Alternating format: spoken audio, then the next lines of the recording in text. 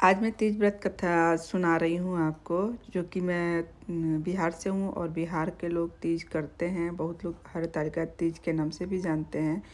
तो इसके लिए मैं बैठ के जैसे ही मैं पूजा कर रही थी तो मुझे लगा कि ये व्रत जो है कथा कहानी आप लोगों के साथ शेयर करूँ। तो चलिए मैं अब कथा पूजा करने के बाद ये कथा सुनते हैं। पूजन कथा जो होता है, पूजन करके उसके बाद सब लोग बैठ के एक जगह, जितनी औरतें हैं वो कथा सुनती हैं। तो अब चलते हैं, अब शुरू करते हैं कि ये पूजा का क्या है। इस पूजन करने के बाद कथा सुनने सूत जी कहते हैं, मंदार की माला से जिन पार्वती जी के केस पास अलंकृत हैं और मुंडों की माला से जिन शिव जी की जटा अलंकृत है, जो पार्वती जी दिव्य वस्त्र धारण की हैं और जो शिव जी दिगंबर नंगे हैं, ऐसे श्री पार्वती तथा श्री शिव जी को प्रणाम करता हूँ। रमणीक कैलाश पर्वत के शिखर पर बैठी हुई श्री पार्वती जी कहती हैं, हे महेश्वर, हमें कोई गुप्त व्रत या पूजन बताएं जो सब धर्मों से सरल हो, जिसमें परिश्रम भी कम करना पड़े लेकिन फल अधिक मिले। हे नाथ, यदि आप मुझ पर प्रसन्न हो तो यह विधान बताएं। हे प्रभु, किस तप व्रत या दान से आदि मध्य और अंत रहित आप जैसे महाप्रभु हमको प्राप्त हुए। शिव जी बोले, हे देवी सुनो, मैं तुमको एक व्रत जो सर्वस्व छिपाने योग्य है, लेकिन तुम्हारे प्रेम के वशीभूत में होकर मैं तुम्हें बतलाता हूँ।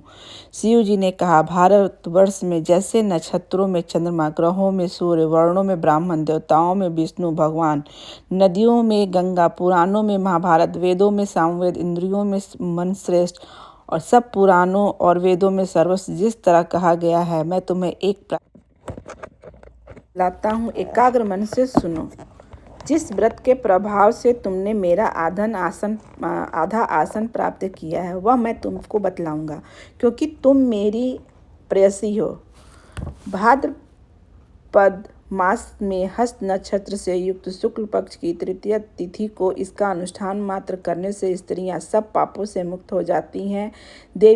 हे देवी, तुमने आज से बहुत दिनों पहले हिमालय पर्वत पर इस व्रत को किया था। यह वृत्तांत मैं तुमसे कहूँगा। पार्वती जी ने पूछा, हे नाथ, मैंने क्यों यह व्रत किया था, यह सब आपके मुख से सुनना चाहती हूँ। उत्तर की ओर एक बड़ा ही रमणीक और पर्वतों में श्रेष्ठ हिमवान नामक पर्वत है।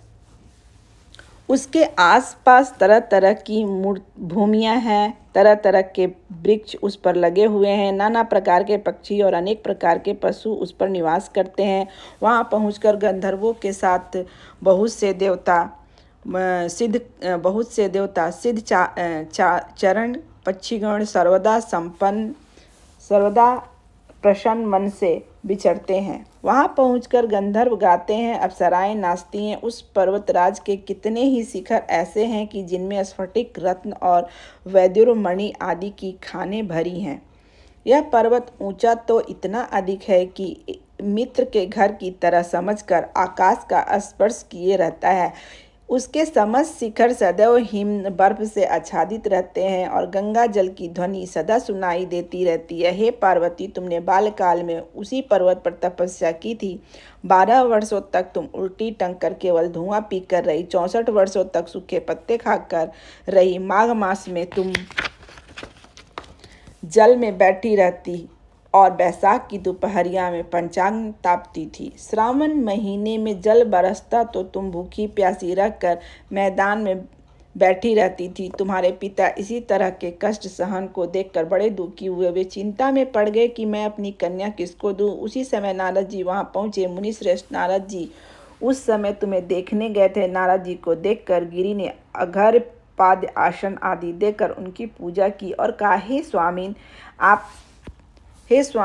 आप किस लिए आए हैं? मेरा अहोभाग्य है, आपका आगमन मेरे लिए अच्छा है। नारद जी ने कहा, हे पर्वतराज सुनो, मैं भगवान विष्णु का भेजा हुआ आपके पास आया हूँ। आपको चाहिए कि यह योग्य कन्या रत्न किसी योग्य वर को दें। भगवान विष्णु के समान योग्य वर ब्रह्मा, इंद्र, शिव इनमें से कोई नहीं है। इसलिए मैं यही कहूँगा कि आप अपनी कन्या भगवान विष्णु को ही देवें।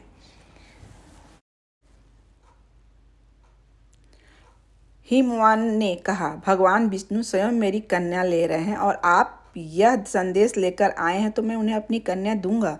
हिमवान की इतनी संदेश लेकर बात सुनकर मुनिराज नारद आकाश में विलीन हो गए। वे पीताम्बर, शंख, चक्र और गदाधारी भगवान विष्णु के पास पहुँचे। वहाँ हाथ जोड़कर नारद जी ने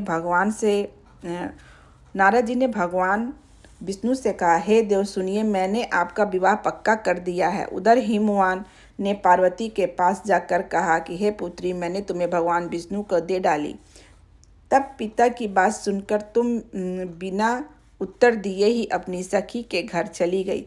वहीं जमीन पर पड़कर तुम बड़ी दुखी होती हुई विलाप करने लगी। तुमको इस प्रकार विलाप करती हुई देखकर सखी बोली, तुम क्यों इतनी दुखी हो? इसका कारण बताओ। तुम्हारी जो कोई इच्छा होगी मैं यथाशक्ति उसको पूरा करने की चेष्टा करूंगी, इसमें कोई संशय नहीं है। पार्वती बोली, मेरी जो कुछ अभिलाषा है उसे तुम प्रेम पूर्वक सुनो। मैं एकमात्र शिव जी को अपना पति बनाना चाहती हूँ, इसमें कुछ भी संशय नहीं है।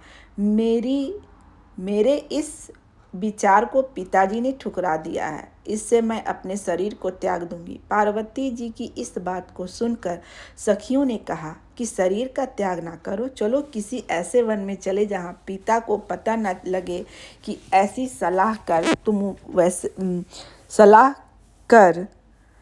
तुम वैसे वन में जा पहुंची। उधर तुम्हारे पिता घर घर तुम्हें खोजने लगे, दूतों द्वारा भी खबर लेने लगे कि कौन देवता या किन्नर मेरी पुत्री को हर ले गया है।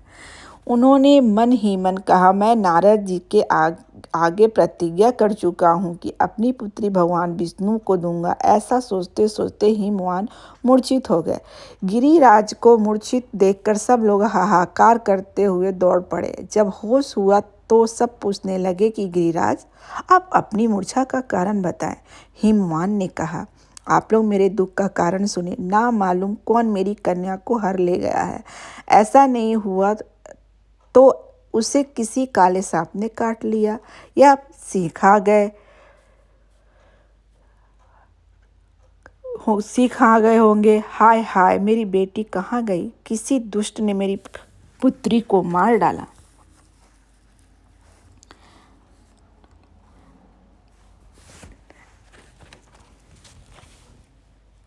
ऐसा कह वे वायु के झोंके से कांपते हुए वृक्ष के समान कांपने लगे।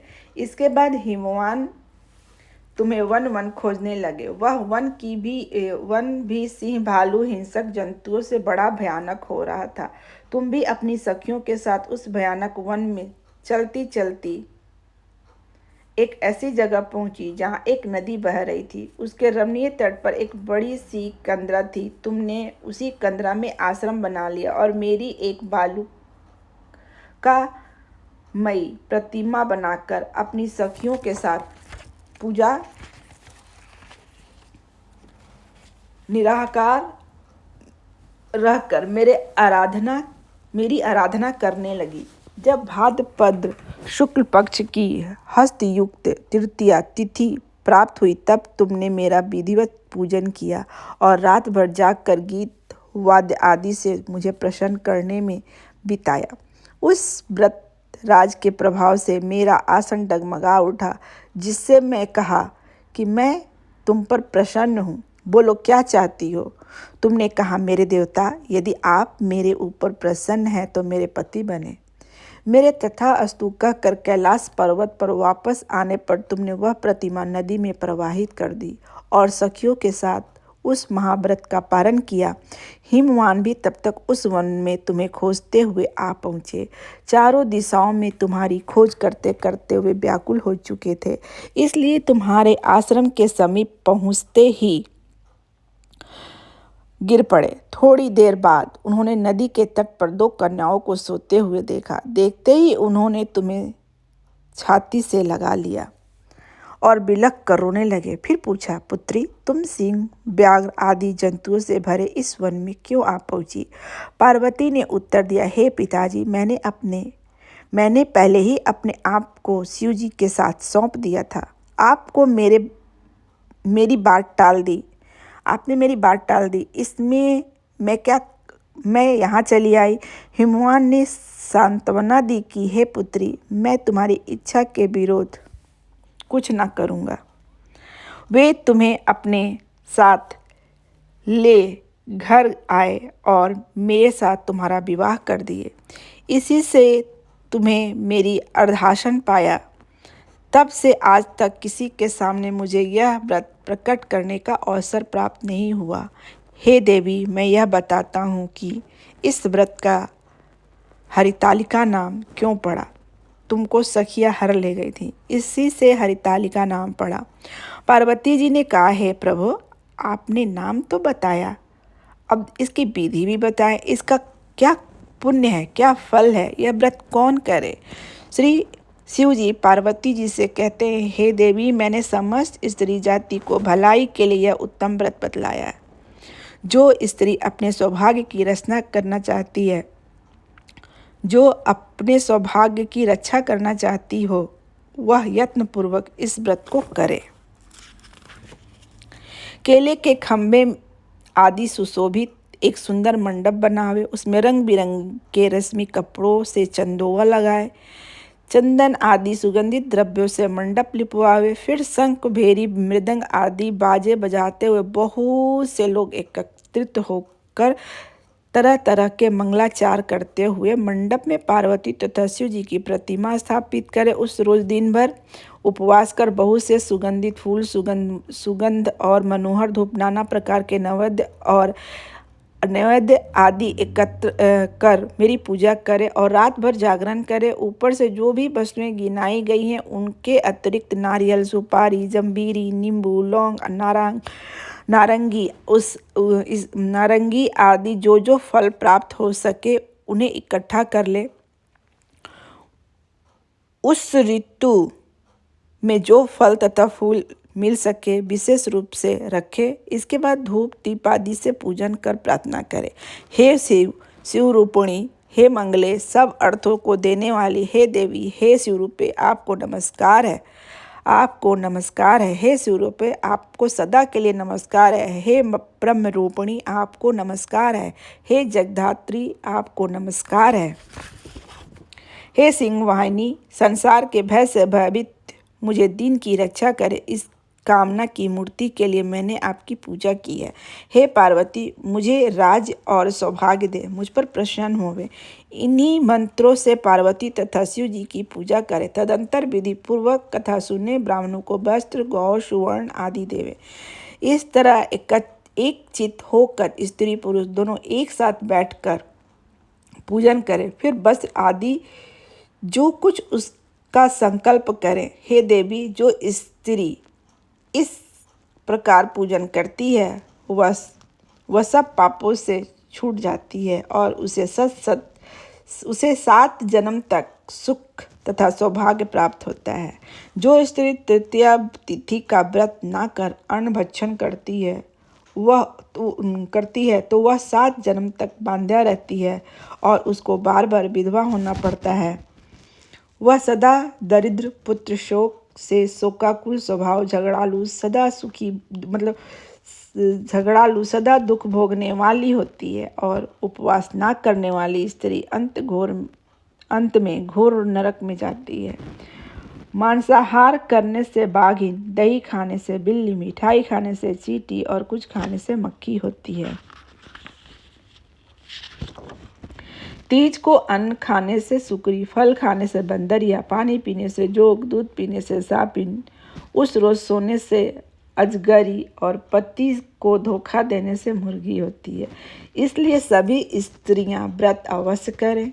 दूसरे दिन सुवर्ण, चांदी, तांबा अथवा बांस के पात्र में अन्न भरकर ब्राह्मणों को दान दें और पारण करें। जो स्त्री इस प्रकार व्रत करती है वह मेरे समान पति पाती है और जब वह मरने लगती है तो तुम्हारे समान उसका रूप हो जाता है। उसे सब प्रकार के सांसारिक भोग और सायुज्य मुक्ति मिल जाती है। इस हरितालिका की व्रत कथा मात्र सुन लेने से प्राणी को 1000 अश्वमेघ और सैकड़ों वाजपेयी यज्ञ करने का फल प्राप्त होता है। हे देवी, मैंने यह सब व्रतों में उत्तम व्रत बतलाया है, जिसके कारण से प्राणी सब पापों से छूट जाता है। इसमें कुछ भी संशय नहीं है। इसी के साथ हरितालिका व्रत कथा समाप्त होता है। शंकर भगवान